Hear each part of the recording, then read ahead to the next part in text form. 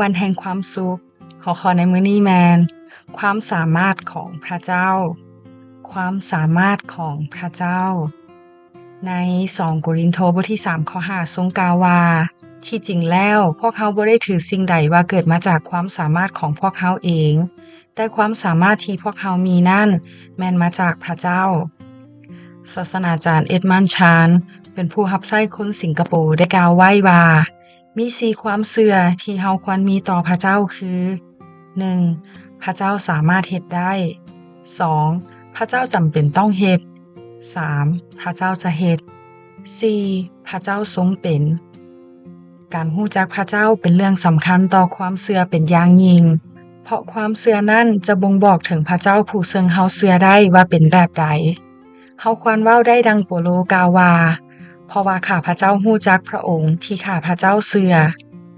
พระเจ้าสามารถประทานพระพรให้ได้ใน2โกรินโธบทที่9ข้อ8ทรงกล่าวว่า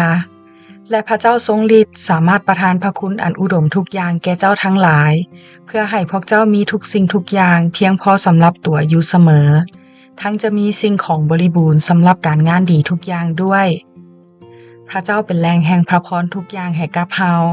ถ้าอยากได้ก็จงเข้ามาขอเองพระเจ้าสามารถช่วยและเฮ็ดได้พระเจ้าสามารถช่วยได้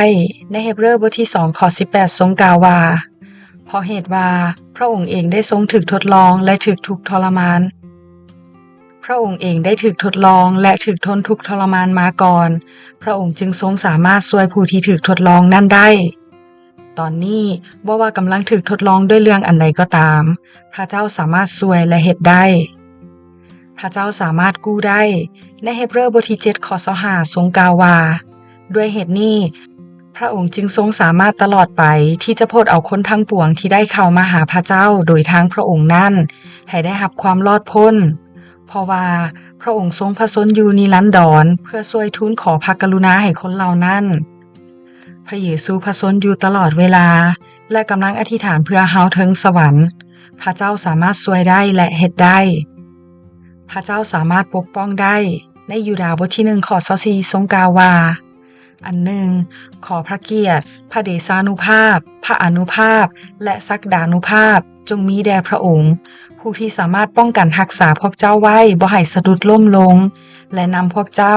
มาอยู่ซ่องหน้าพระพักตร์อันสง่าราศีของพระองค์อย่างผู้ที่บ่มีความผิดแต่มีความยินดีอันเหลือล้นเมื่อเฮาล้มลงจะด้วยสาเหตุใดก็ตามพระเจ้าจะอุ้มสู้ให้ลุกขึ้นมาได้พระเจ้าสามารถช่วยและเฮ็ดได้ขอคิด